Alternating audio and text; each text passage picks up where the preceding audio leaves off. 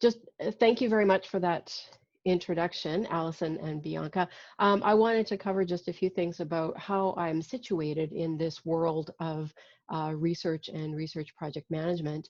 Um, I have a background in science, a Bachelor of Science from the University of Manitoba from a longer time ago than I care to acknowledge, but I've been working as a project manager in a scientific or technical environment since 1992. So I've been in the environment sector. I worked as an environmental consultant and environmental project manager for several years.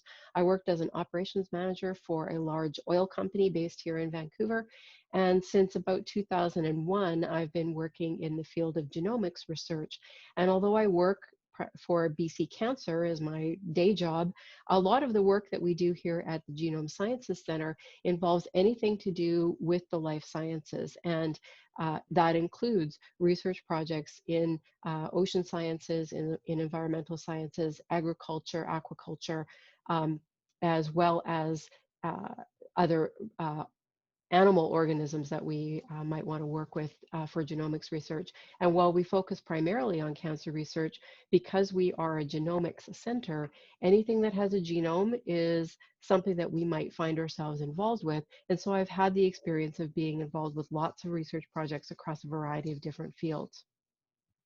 In 2003, I received my project management professional certification. This is not a degree program, it's a professional designation similar in a way to a professional engineering designation that recognizes experience and knowledge in the field of project management. I've included on the slide here some contact information for me, and I've also put some of my social media contact information in the Whova app. Please feel free after the session today, if there's something that you didn't get to talk about or you have a specific question that you'd like some follow-up on, please feel free to reach out to me. I hope one of the things that you will learn about me today is that I'm very enthusiastic about finding ways to help research projects work better by applying good project management principles.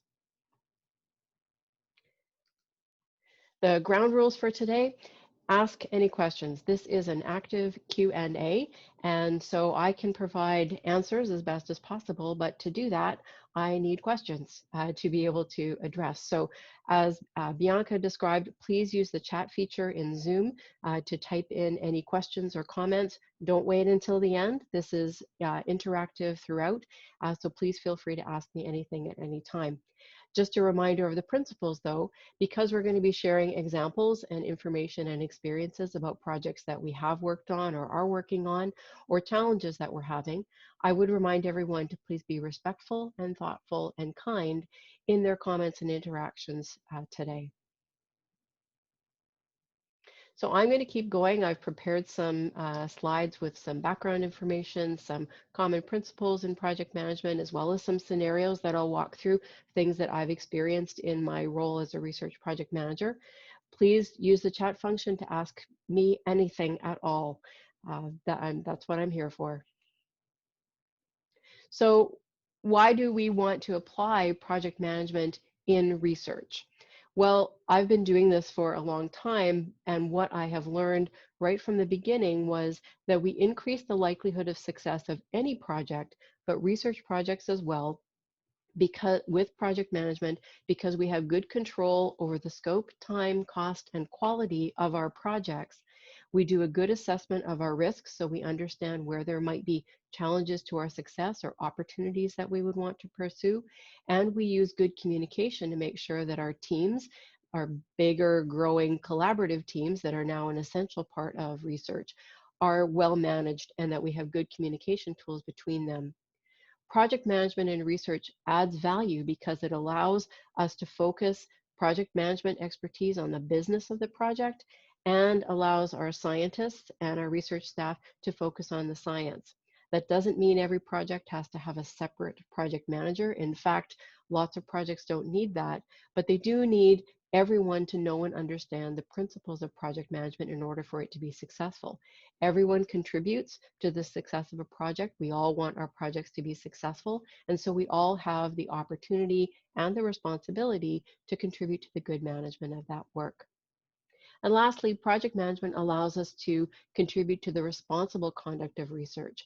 One of the elements of responsible conduct is that we have sound management, not just the execution of the research work itself, but that we're managing it well, that the way that we're handling the funding that we receive for that research work is handled appropriately and effectively, and that we can demonstrate that we've done that through good and ongoing management throughout the research. And so that's one of the additional elements that we can get by applying project management principles to our research work.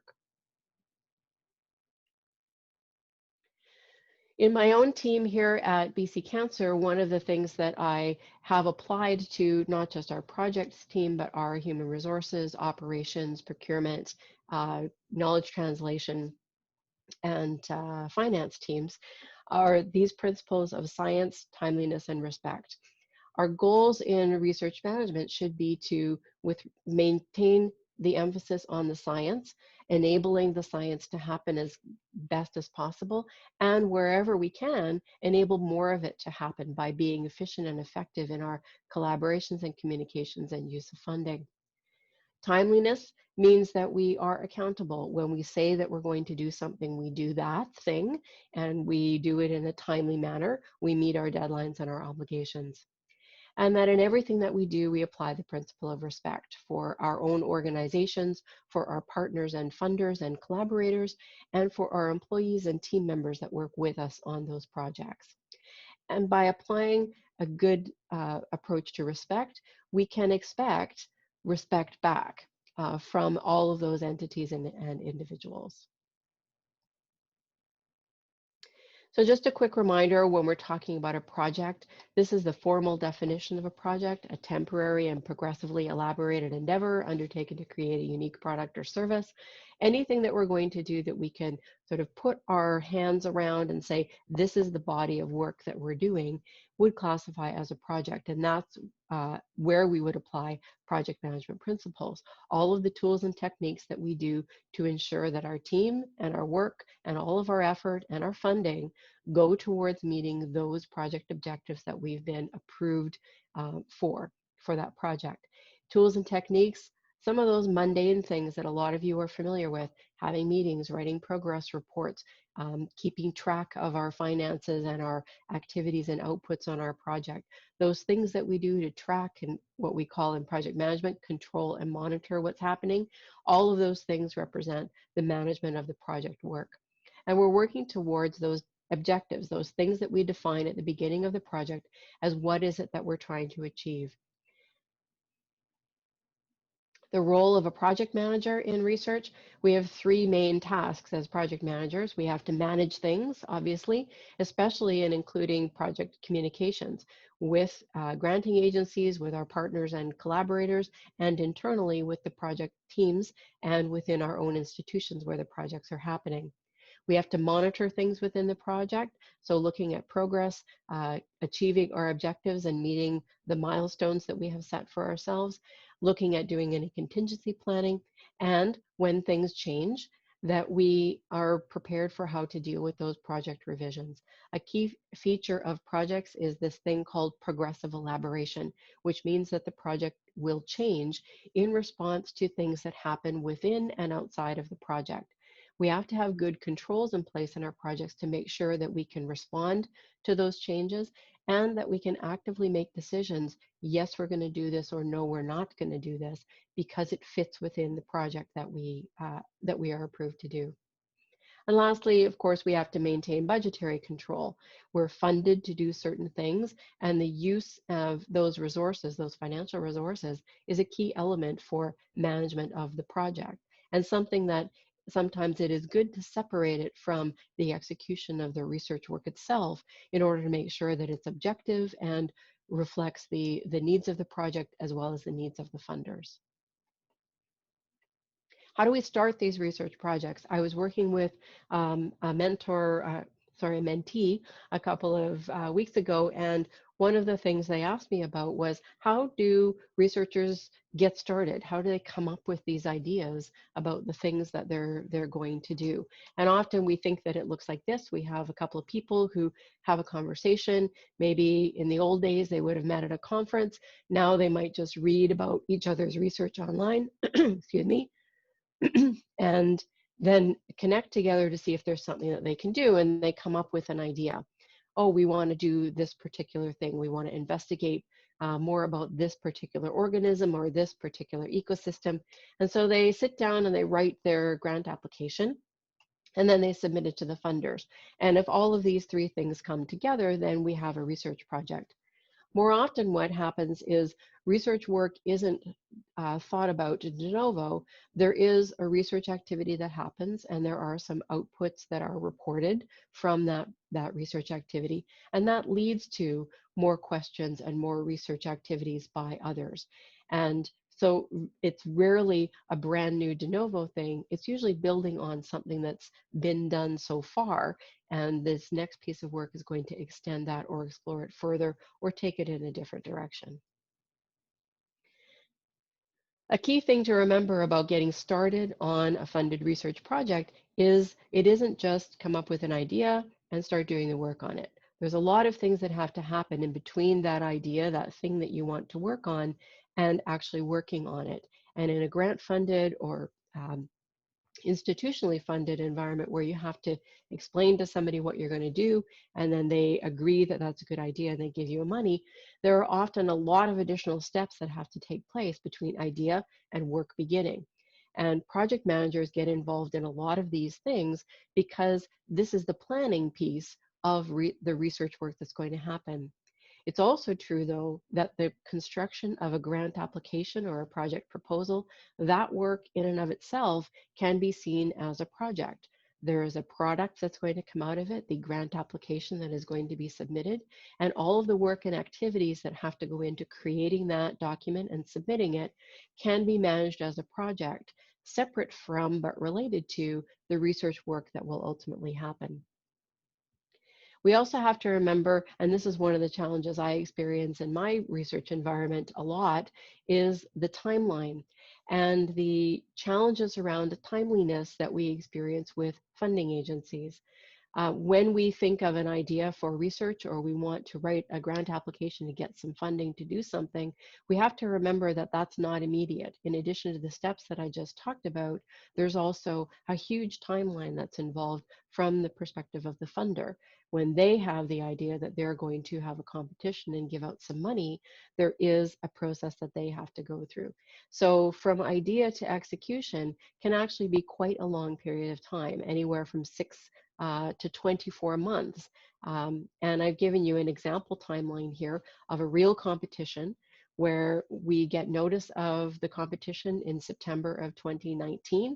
We go through all of the various steps of letter of intent and application and co-funding requirements and peer reviews, and then award with some conditions that then have to be sorted out. We can go from September 2019 to July of 2021 before any funding flows and any research activity actually takes place on that particular thing. Not all of them are this long. Sometimes they can be much shorter, but they're rarely shorter than 6 months. So we need to be always thinking way ahead of where are we going to get that next piece of money. In addition to doing the work we have to do right now, we have to think about what we're going to do down the road and the work that's going to be needed to secure those dollars in order to have that research activity happening in the future. When we're doing this, we can think about what is the funder wanting to see. That we can think about the funder as being the customer, for lack of a better word. The funder is going to provide money to the research, and the researchers have to do certain things with that money. So the funder is going to focus on the financial management. They're going to want to know what happened to every penny that was given to the project team, but they're also going to want to know some of the outputs and outcomes from the research work. They will have metrics that they want to track, things like how many highly qualified personnel were engaged in the research, how many collaborations, how many publications, how many conference presentations. They want to know things like the benefits to Canada, what kinds of policies or regulations may have changed or been enhanced by the research work that's going on. Are there other benefits that have accrued? Have we improved a particular ecosystem? Have we won a particular decision when it comes to protecting an area or discovering a new thing? They also want to know about jobs and other funding that you've secured from that. And they will want to make sure that what you do in your project is the same as what you proposed to do when they gave you the money. And that's often a very big challenge in research. Research is very rarely works out exactly the way that you think it's going to work out. And it's so, given the timeline I just showed you, it can be difficult to say, I'm going to do exactly what I told you I was going to do 2 years ago now, and it's going to look exactly like I thought it was going to look. In research work, the very first few days or weeks of the project that we're going to be working on can result in all kinds of findings and changes and things that we need to look at differently, the different questions that we need to ask, different issues that we might have around resources or people. All of those kinds of things can introduce change. Part of what we need to do with managing our project well is to recognize when those changes are happening or when those changes occur or are imposed on our project, and revisit our proposals, see how different it is, and make sure we remember our funder and what's important to them, and that we let them know what's happening. We said we were going to do this. That's not really working out so well for us because of this, that, and the other thing. That community moved, that research work was already done by somebody else. So now we're going to do this because it's still an important question, but we're just going to take a different approach to doing it. Having that accountability back to the funder and doing it proactively is a really important part of maintaining that relationship, and it's one of the essential tasks for the project manager to do. So someone has asked a question. Thank you very much, Hannah. In my experience, what sort of expectations do funders have about inherently difficult to predict nature of projects? And how can we strike a balance in the initial application between being sure about the direction the work will take and expressing realistic expectations? That's a really good summary of what grantsmanship is all about when we're writing grant applications or project proposals.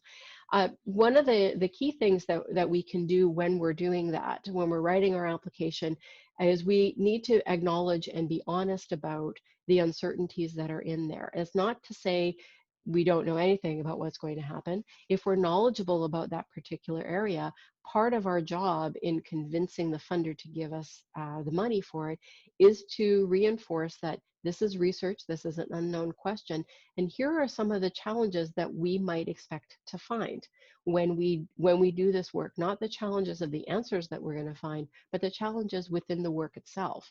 Things like, we don't know if perhaps there's a different, if we're studying I'm going to talk about the world of MEOPAR, even though I'm quite removed from MEOPAR. So my apologies if my examples are simplistic or silly. We're going to study a particular inlet on the coast of Newfoundland that has a unique species of oyster in it. And we're going to ask questions about the impact of climate change or the impact of the iceberg traffic in that area on that particular thing. So that would be our project.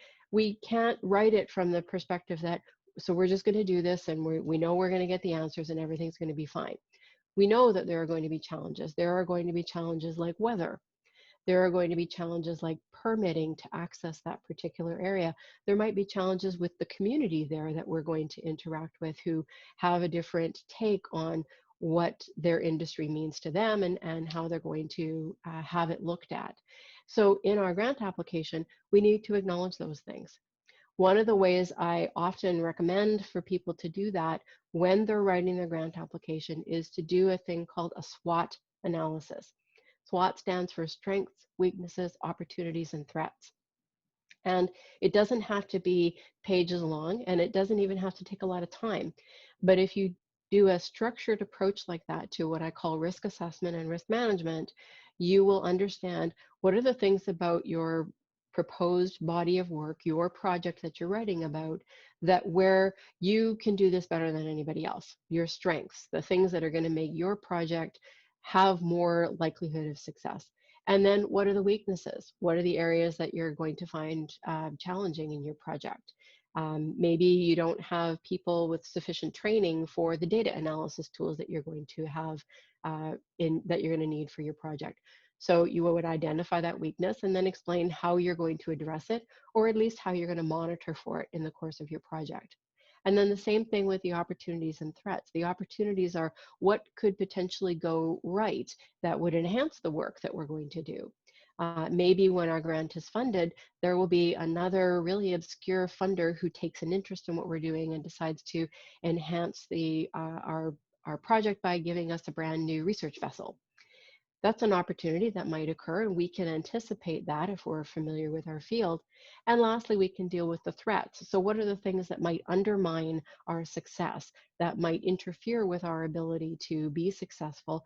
We're not going to be able to deal with the infamous unknown unknowns, but we are, if we're familiar with our field and with our research area, we should be able to identify things like other people in the world who are working on this kind of research and how we might find that to be a threat because they're going to be in the running for the same funding or accessing the same individuals to be hired to do the work, or maybe they're already working in this area and they might publish it before we get there. If we don't acknowledge those challenges when we're writing our grant application, when we experience those challenges and changes and when our project is already underway, it becomes difficult to rationalize what you're going to do next then, because you will, first of all, you're going to be distracted with trying to figure out how did we not see this coming, and then you're going to have to make sure that the funder maintains their confidence in what you're doing, and you still have to do your project. The more you can do upfront in planning to anticipate what those risks are and acknowledge them to the funder, along with what you're going to do to mitigate those risks or address them throughout the conduct of the project, the more sound your project proposal is going to be. Funders know that there are going to be changes that happen, and they're counting on you with your project to manage them and report back on them, but they don't like surprises. So the more you can do to manage those, to manage their expectations with what could go wrong and how you plan to deal with it, the more likely they're going to have confidence in your ability to manage that project, and that will enhance the fundability of what it is you're proposing to do. I hope that answered your question, Hannah. Please feel free to let me know if there's something I missed. All right. So that's what we need to think about from the funder or customer perspective, if you want to think about it like that. Another thing we have to remember when we are in receipt of research funding is the institution in which we work and the role that they are going to play, as well as their responsibilities.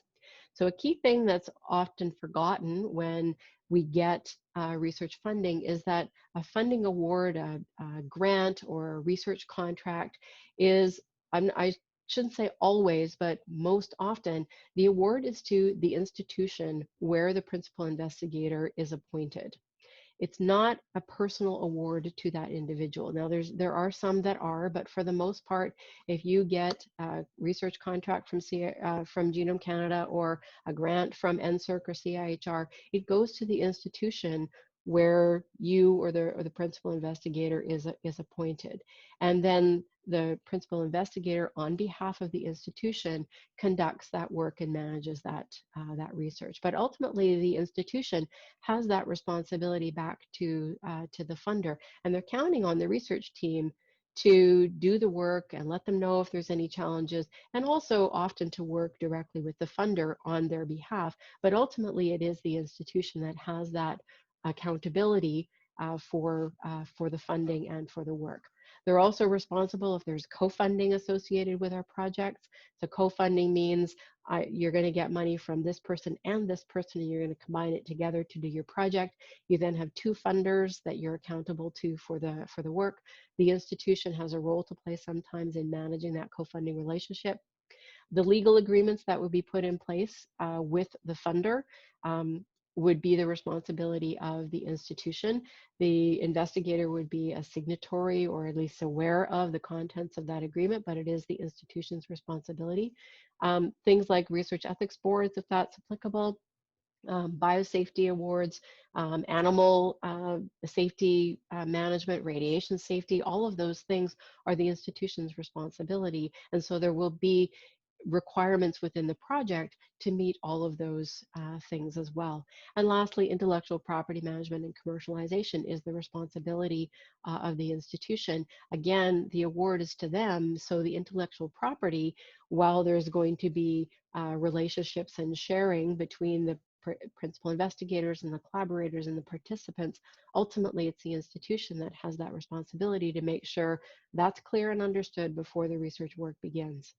And of course, the financial management. The money comes to the institution pays the bills and the salaries. They can do internal audits and reviews of what's happened, or the funder may want to audit the institution for that particular research project and activity. And so it would be the institution that would be subject to the audit, with a lot of involvement by the researchers and the project team as well. As I said in my main principles statement, being respectful of our institution, where the work is actually happening and where the money's coming in, is an essential part of good management and being successful at that. Knowing what the rules and requirements are of your institution allows you to anticipate things like, how long is it going to take to buy something? How long will it take to hire somebody?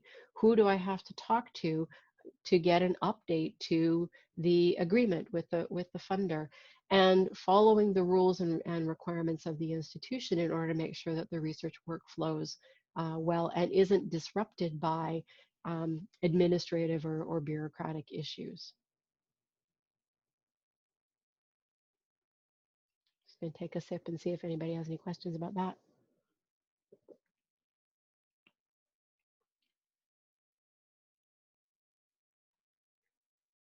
Okay. So I'm going to tell you, I give you a couple of scenarios as was promised. I found the idea of coming up with scenarios much harder than I expected it to be, because I don't often see a lot of the activities that I do on a day-to-day basis as stories to tell. Often I have lots of stories to tell in response to a specific topic or question, but kind of open-ended was a little harder to fill. So I've got one specific scenario and then a couple of more general scenarios that I'll go through. But again, if there's anything specific, if you're experiencing something within a research project right now that is challenging, or you'd like some guidance on it, that's what we're here to do with the Q&A today. Also, if you would like to know a little bit more about what the project manager does, the day-to-day tasks that we do, the backgrounds that we have, I'm happy to talk about that as well. So this specific example is a infrastructure funding that we received back in 2009 from the Canada Foundation for Innovation. The project title was Ultra High Throughput DNA Sequencing Platform for Large-Scale Genome Analysis. This was back in 2009. We were right at the beginning of what was known as the next generation sequencing revolution. There was a new technology available for DNA sequencing. I say was because it's not really new anymore. That was a long time ago, but it's still referred to as next gen sequencing. But at the time it was brand new, and it was really quite revolutionary for the work that we do here at the Genome Sciences Center, particularly in the area of human genomic research and cancer genomics research, because it enables so much more capacity for DNA sequencing. We received a total project budget of $25 million. Within that, only $10 million of that actually comes from CFI. This is one of the things that often gets misunderstood about these big funding announcements sometimes, is the amount of money that's actually flowing and where it's coming from, and how it's going to be allocated. So we had a total budget of $25 million, $10 million from Canada Foundation for Innovation, $10 million from a partner provincial funder, and then the balance of the funding, $5 million, comes from in-kind contributions that we receive from the vendors that we buy all of this equipment from. So they give us special contributions that are recognized by CFI as financial contributions to the project. Some of the challenges right off the bat with this project, it was one of the largest that was awarded in this particular competition. Some of the challenges, the award was to University of British Columbia, which is the eligible institution that our researchers are affiliated with, but the equipment's not going to be there. It's going to be at BC Cancer, which is a separate, albeit related, institution. That means we have to be very clear with our funder about what's going to happen with the equipment, and that we have a good agreement between the two institutions about how exactly is that going to work. Even though the equipment's here and UBC is going to own it, but UBC can't just walk into our site at any time and have a look at their equipment. So there's some things that you have to work out as a part of setting this project up and moving it forward.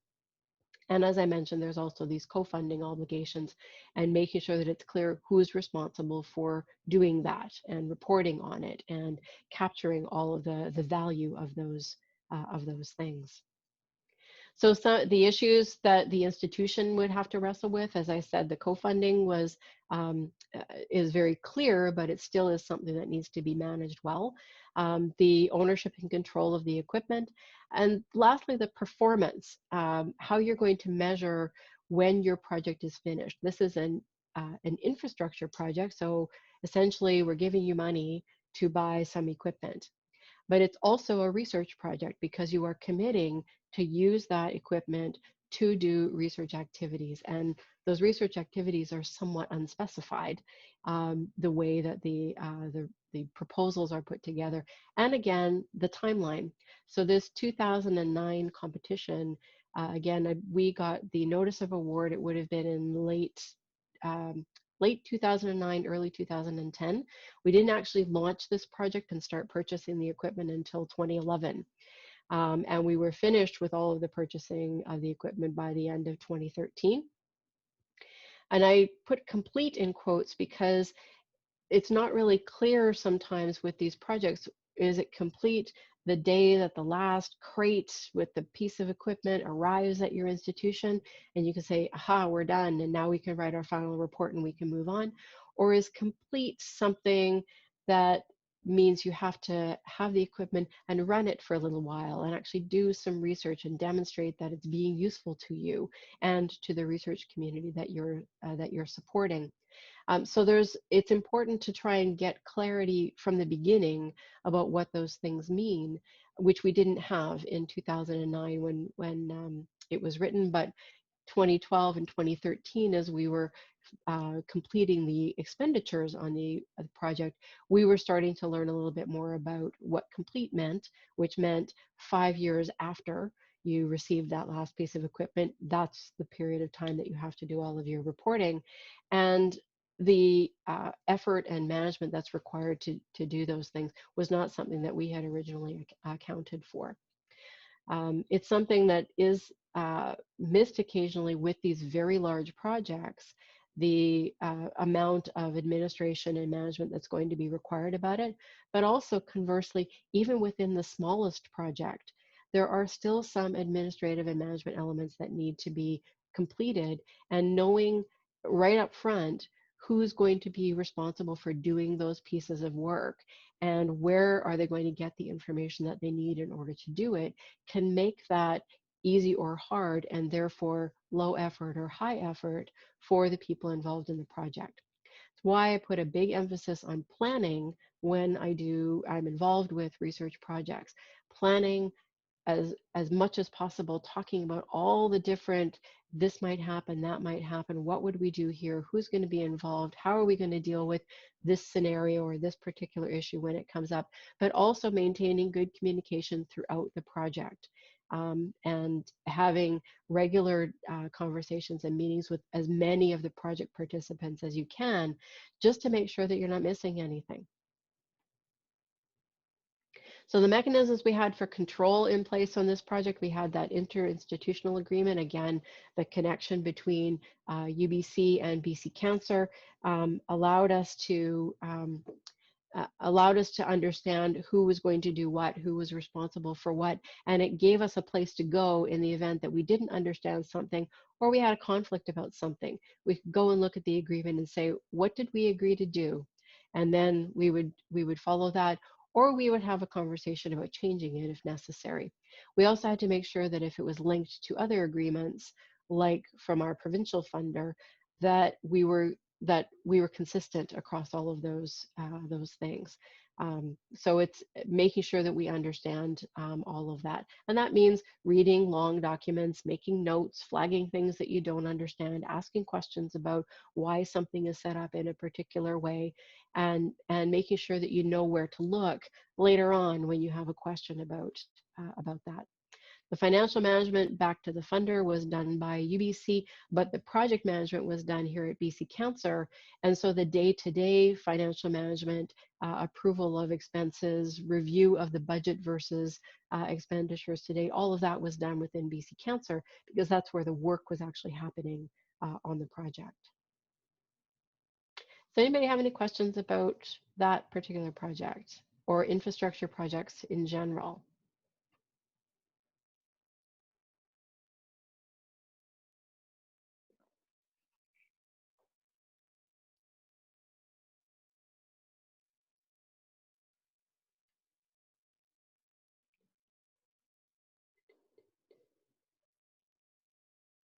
All right, have another scenario. This one doesn't happen very often, but when it does, it can be potentially quite disruptive to a project. So a lot of research projects today are highly collaborative. Oh, question. Do you ever write terms of agreement or reference for managing interpersonal relationships within the project? No, we don't write terms of reference specifically for those interpersonal relationships. We do write terms of reference.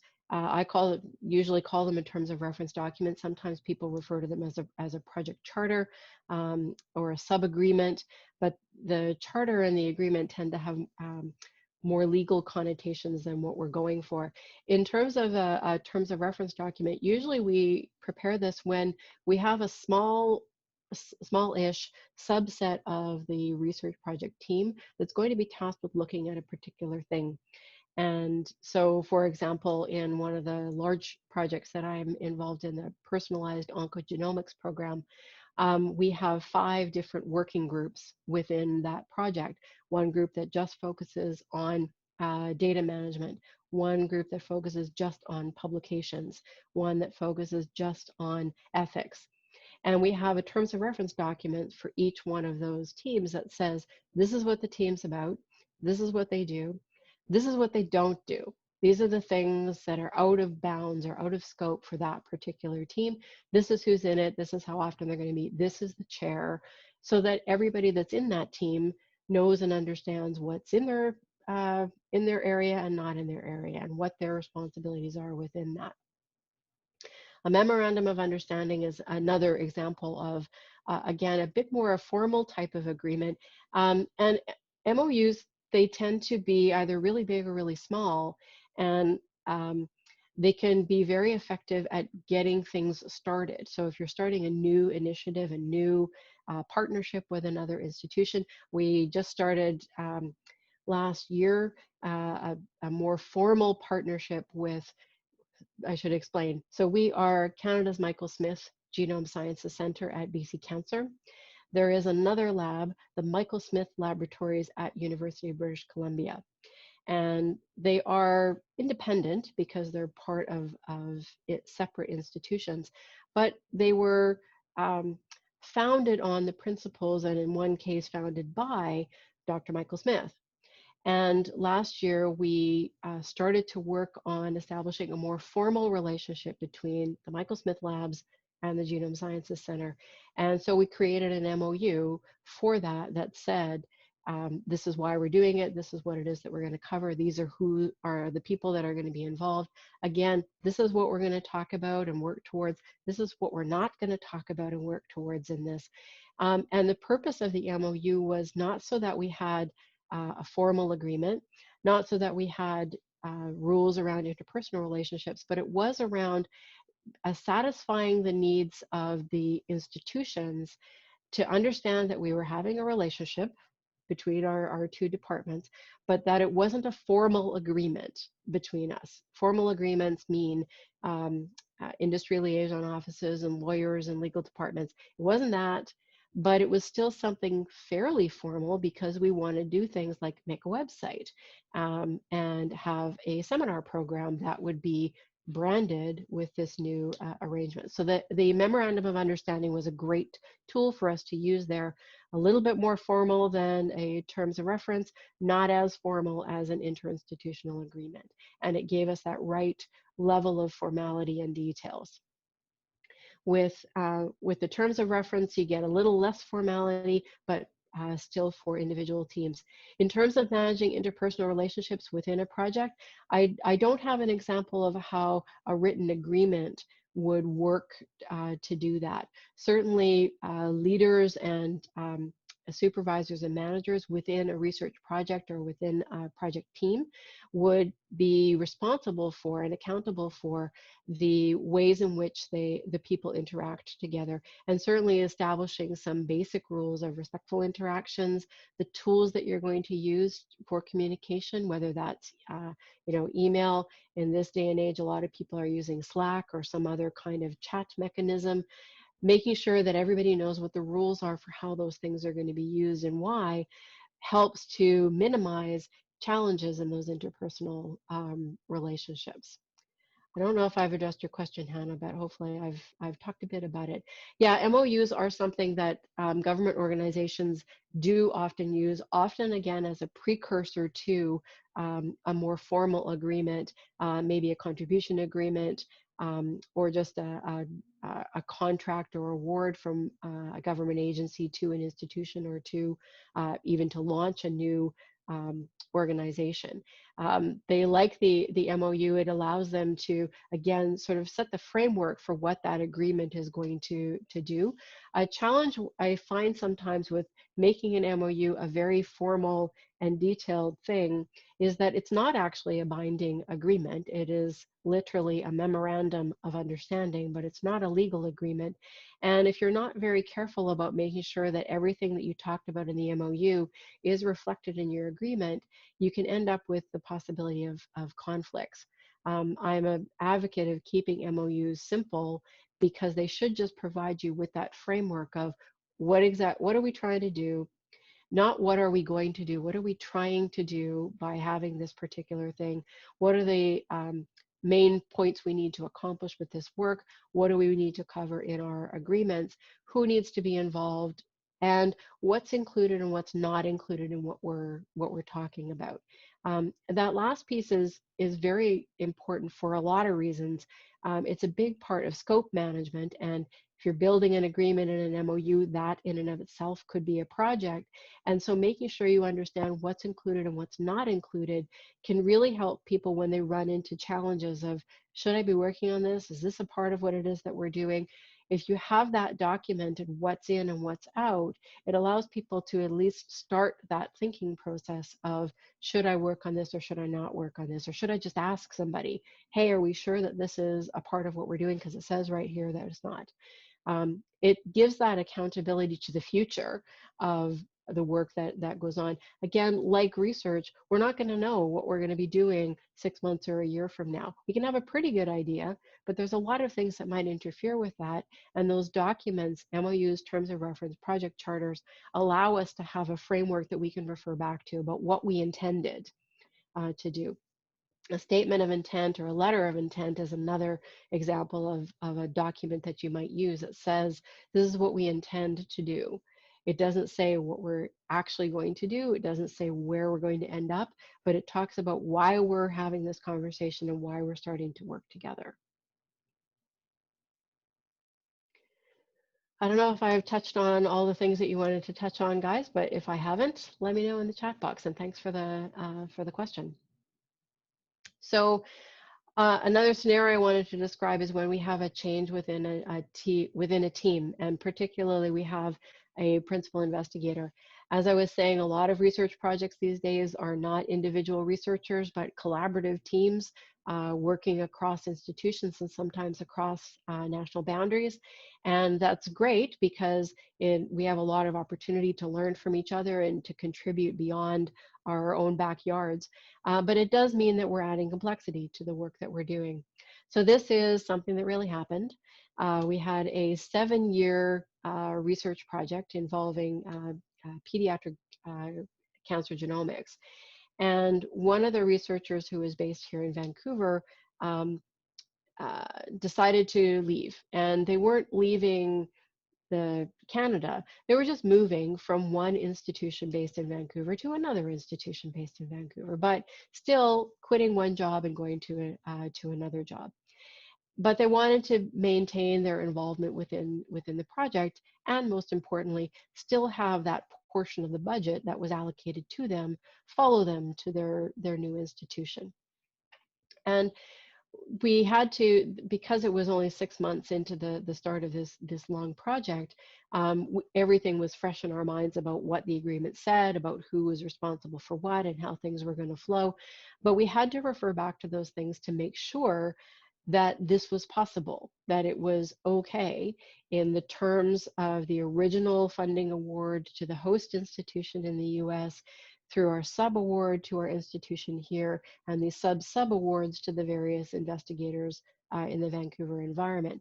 So we had to walk through all of that backwards and forwards to make sure that this change was going to be okay with the investigator, the institutions involved, the lead investigator in the US, and the main funding organization in the US. Would all of them be okay with this? And it took some time.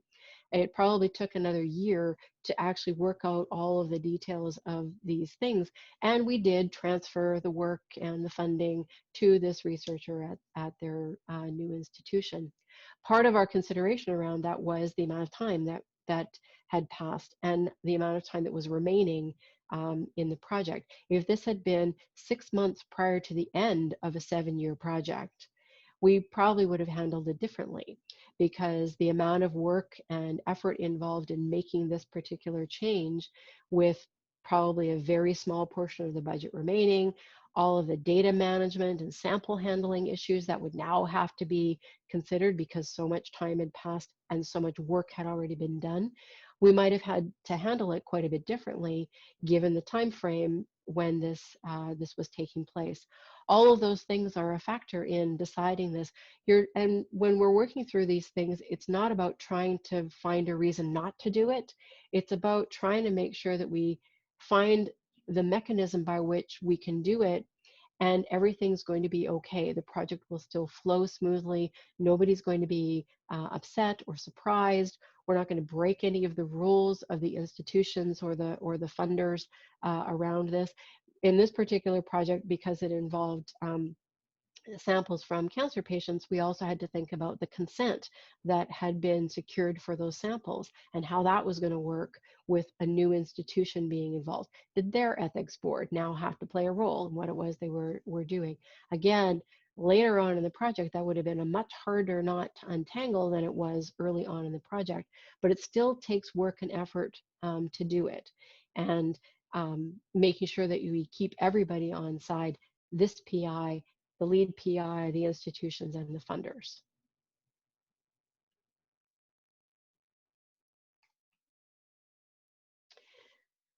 Another thing that we put a lot of emphasis on that is perhaps a little bit different than it was 10 or 15 years ago is the emphasis on data management and data utilization within our project team, but also with others.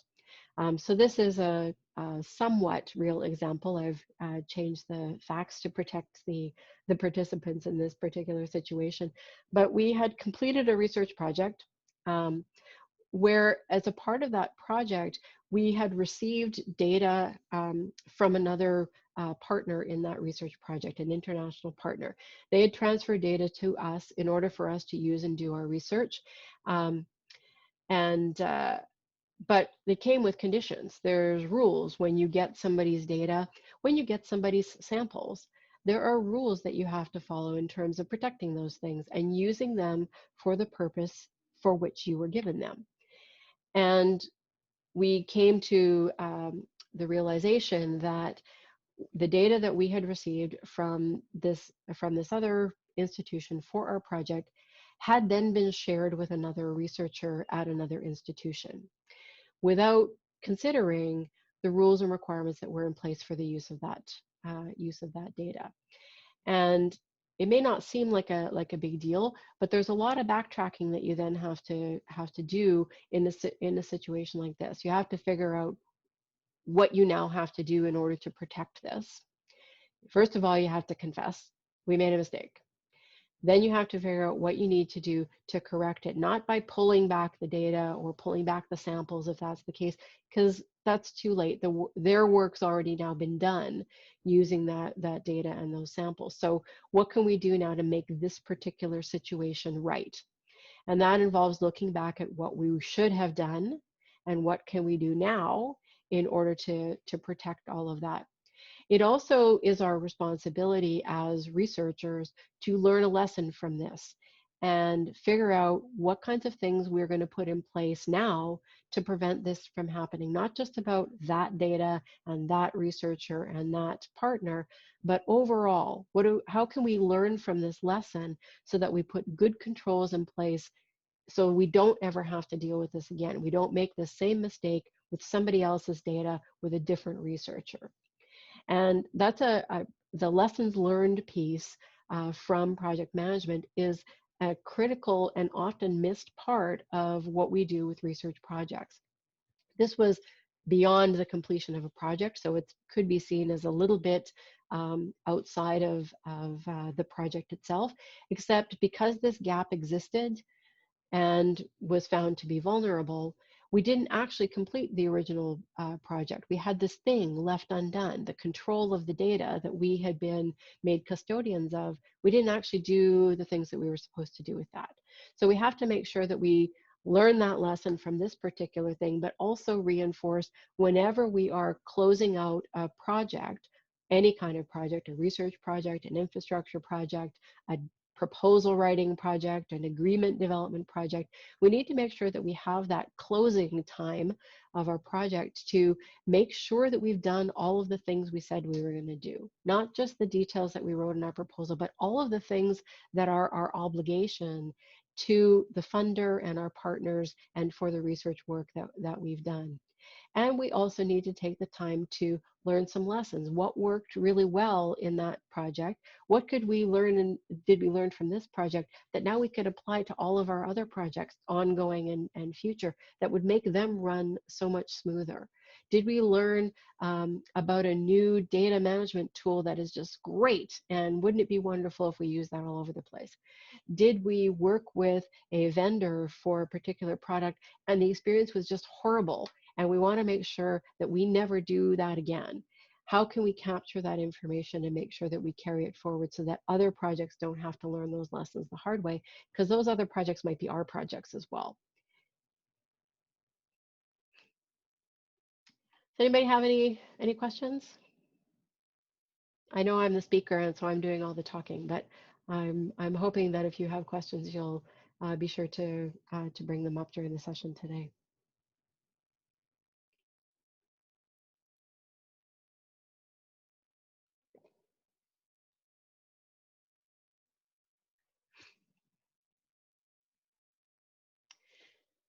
So I thought I would talk as well about project initiation. I mentioned before, we get that idea and we want to move our research forward. We have to go through that whole process of writing a grant and getting the grant and securing the funds and getting our agreements in place. If we think about the project itself, though, we can think about what we want to put in place to get our project started well so that it's in a place that it's going to run efficiently and effectively.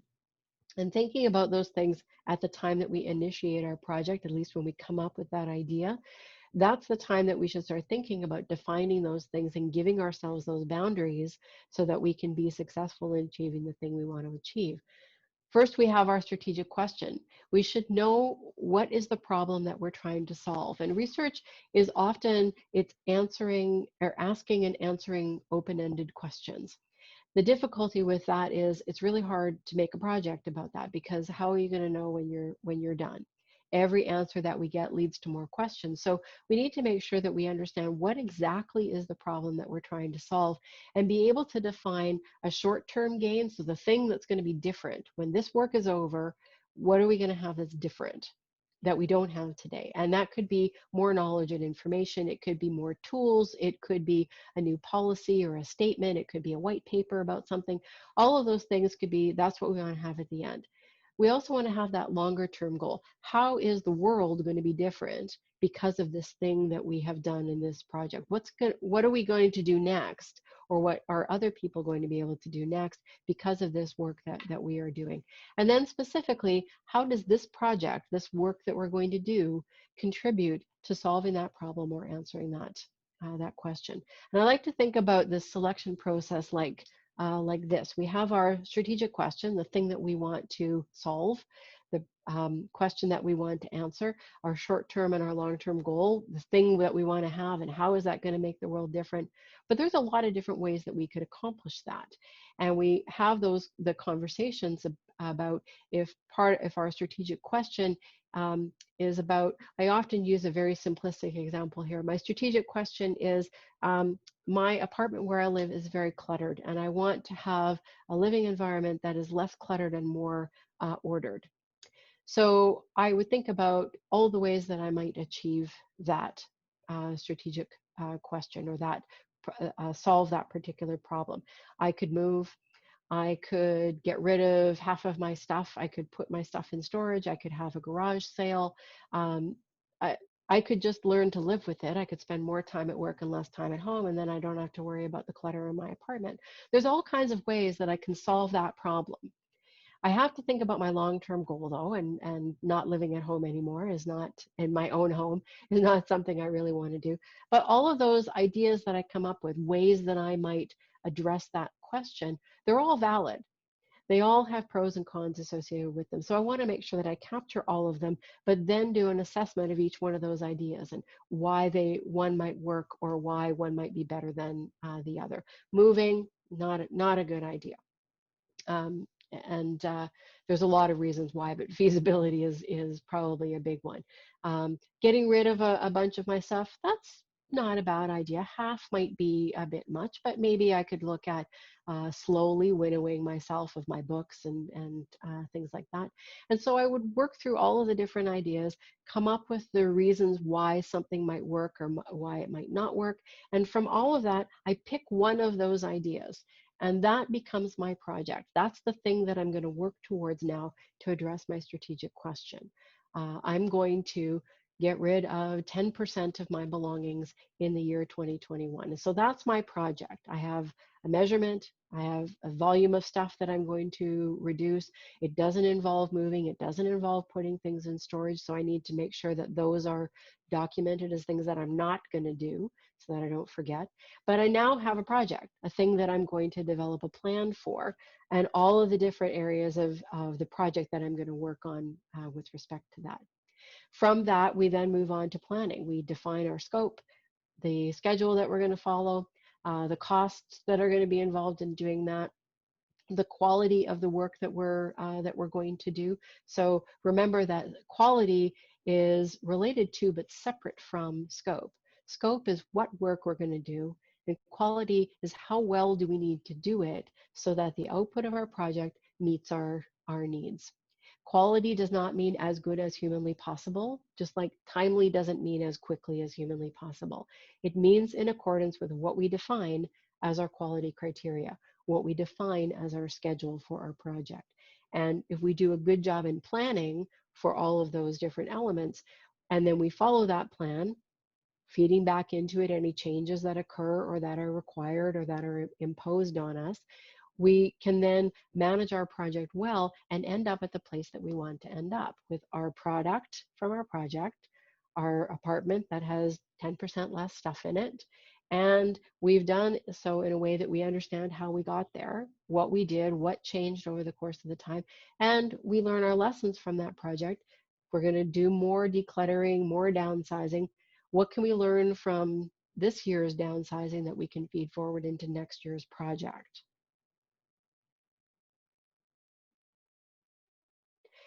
All of what I've said, simple example, decluttering your apartment, it works just as well for research projects as well, or for infrastructure projects. Um, as an example, we have a lot of our projects are cancer research projects, but some of them also have to do with looking at the patient population and asking different questions about how patients want to see information used for their research and for their own purposes as well as for research. So we might have a project that says we want to know more about how patients in Canada view the use of their personal information when it comes to research. So that's our strategic question. We want to know more about this. Why do we want to know more about it? Because it will help us design good projects in the future. So then we have a bunch of ideas, ways that we can gather that information, challenges that there might be. Should we use focus groups? Should we use surveys? Should we use existing patient populations or future patient populations? Should we have a control group? So people who are not currently patients. How would we structure all of that? There's pros and how are we going to analyze all of that data? Are we going to use discrete choice experiments? Are we going to use simple statistical models? How exactly are we going to design all of that? So all of those different ideas come together and we look at the feasibility of doing those things. Should we do all of Canada? Should we do just British Columbia? What would be the pros and cons of doing all of that? We select all of those things and we decide that we're going to do a combination of focus groups and targeted surveys to existing and future patient populations in British Columbia for the period 2020 to 2022. And that's the project that we decide to do. With that brief description, knowing what tasks we plan to do, we can then design our project around that, and we can set up our scope, time, cost, and quality. We can assess what the risks are of it being successful. We can have a communications plan around that. We can look at human resources and figure out who we need to hire, and we can build our project plan as to get started on conducting our work.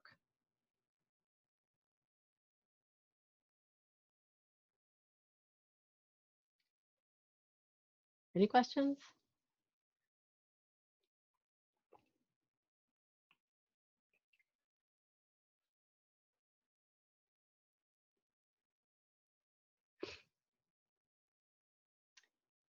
The difference between scope and quality. Scope refers to what work you're going to do, and quality refers to how well that work needs to be done in order for the output of your project to meet your needs.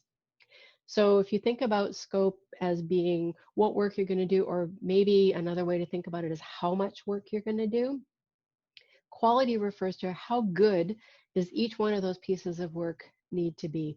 There's a fear sometimes when we think about quality that if we don't set our quality standards incredibly high, that the output of our work isn't going to be acceptable. And that's not true.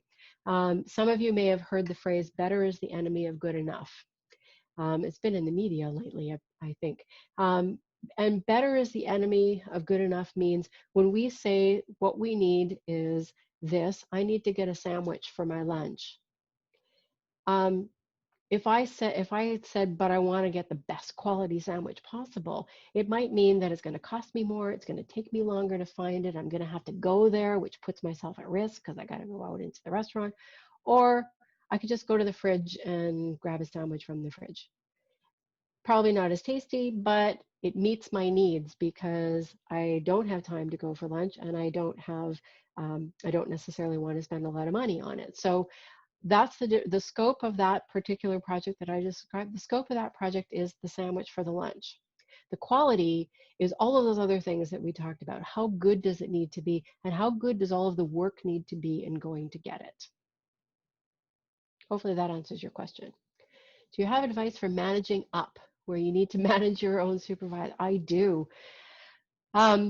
This is I think a very common challenge. And I've been very fortunate in my own environment that I have good working relationships with my supervisors and bosses across the organization. And I have many bosses. Everybody has many bosses. So managing up really means building that good relationship. I think it's a misunderstanding sometimes that managing means telling somebody what to do, that it's supervising their work. Managing means looking at the work that someone is doing and the way in which they're doing it and helping them to be successful and helping the project to be successful. That's what good managing is. Managing up means we take the time to understand what's motivating that person who's managing us, who's giving us direction. How do they like to be communicated with? What are their driving priorities? And how, when I'm working with them, how best can I meet those needs and give them that information? It means understanding what respect means to them and then treating them in a respectful way, but also being clear about respect means to you and making sure that you communicate that to that person, how you like to be talked to, when you're available to do things. It's important that we own some of the responsibility for that relationship by taking the time to tell people how we like to interact with them, what are our priorities, what are our restrictions and limitations. And also then speaking up. When something has gone awry, we should first of all look and make sure, did we do something wrong? Did we make a mistake in what it is that we did? And then having a conversation to close the loop on that particular thing. I realize I made a mistake and I've learned this and that from it and I'm not going to do it again. Or I actually didn't do anything wrong in this particular circumstance. Can you help me understand why you think that I made a mistake in this particular area? All of those kinds of things, that conversation and being clear about our expectations and making our expectations understood and heard by others is a big part of managing up. And like I said, getting to know them. You don't have to be best friends with your supervisor or your manager, but you do have to get to know them a little bit to understand what their priorities are, what motivates them in their work, but also what motivates them overall, so that you can be responsive and respectful to that.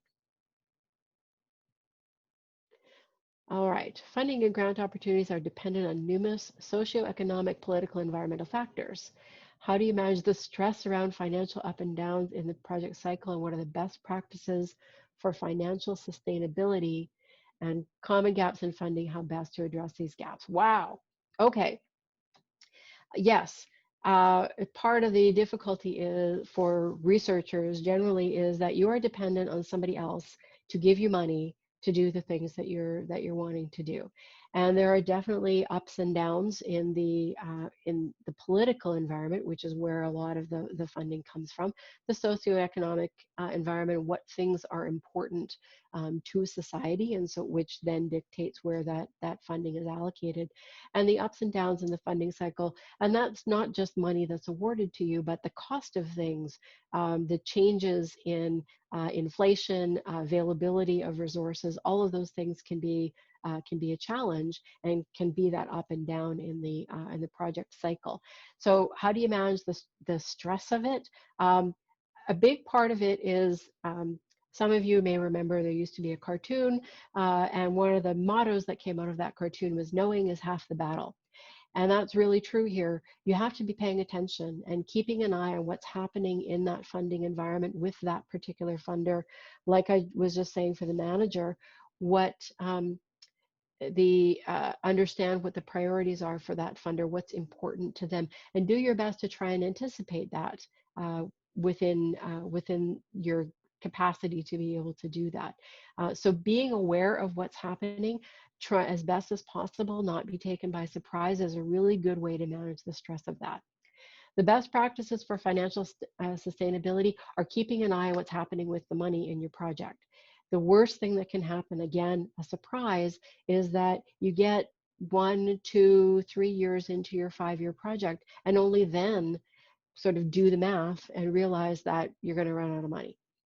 It shouldn't, that's the kind of thing that shouldn't come as a surprise. If you're doing a good job of tracking your finances and your spending versus the money that you have available and how you planned to spend it, and you're doing that on an ongoing basis, you'll be able to see long before you get to that problem that there's going to be a problem, and you'll be able to do some things within the project to manage that. Maybe you'll delay a particular activity. Maybe you'll revisit your quality criteria so that you can reduce your costs on a future thing or part of the one element of the project.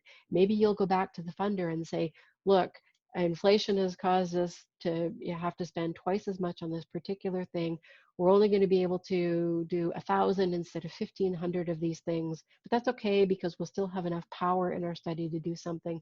Have that conversation and make sure that you're open with yourself and the project, the funder, and everybody involved. But you need to be doing that monitoring on an ongoing basis so that you don't get taken by surprise. How common are gaps in funding?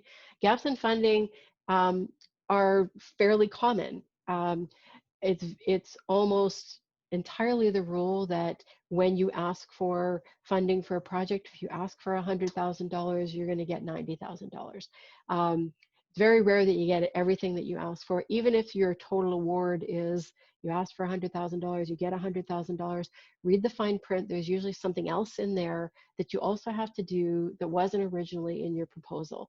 Or times have changed. It's been 2 years since you wrote that application, and now some of the field has moved on, the people are not available, your equipment's a little bit older, and so there's challenges that you're going to have there. How do you address those things? Again, it's being forward thinking about where the challenge is going to be for this particular project or this this funding opportunity that we have. How can we bridge ourselves to get there?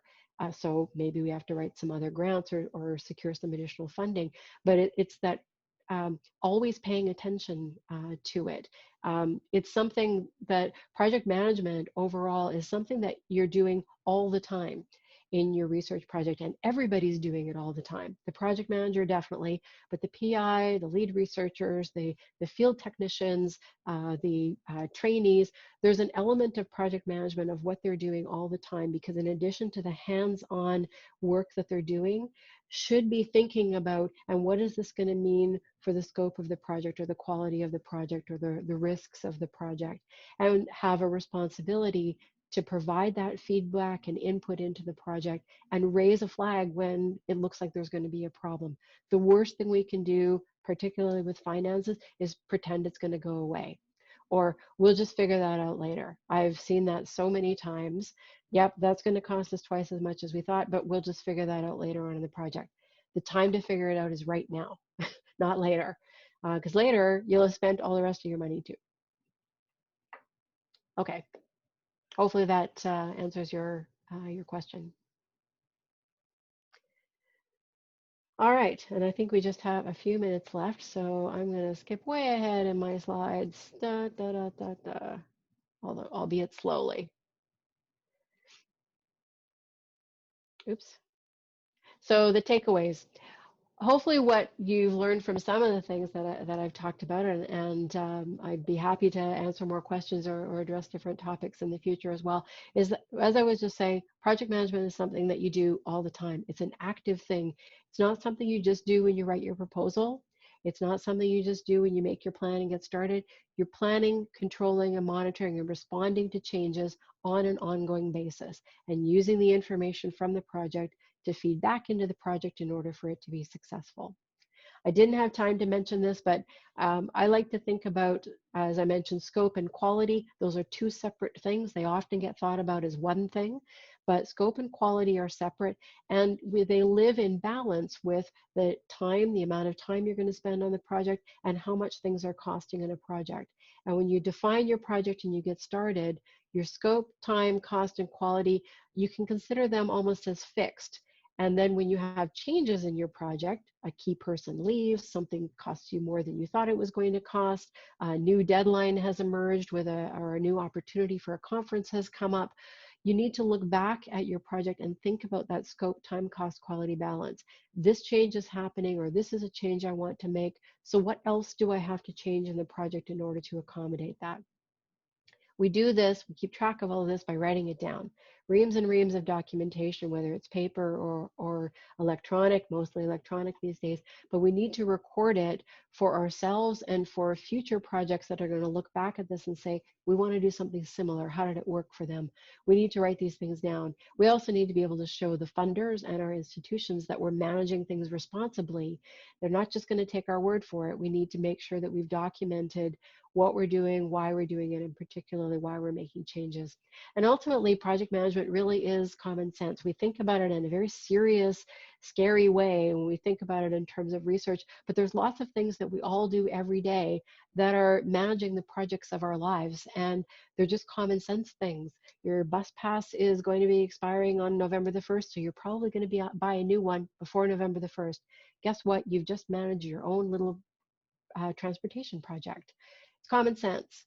Plan something before you do it, follow your plan, check on your plan when you need to make some changes, and your projects will hopefully be more successful.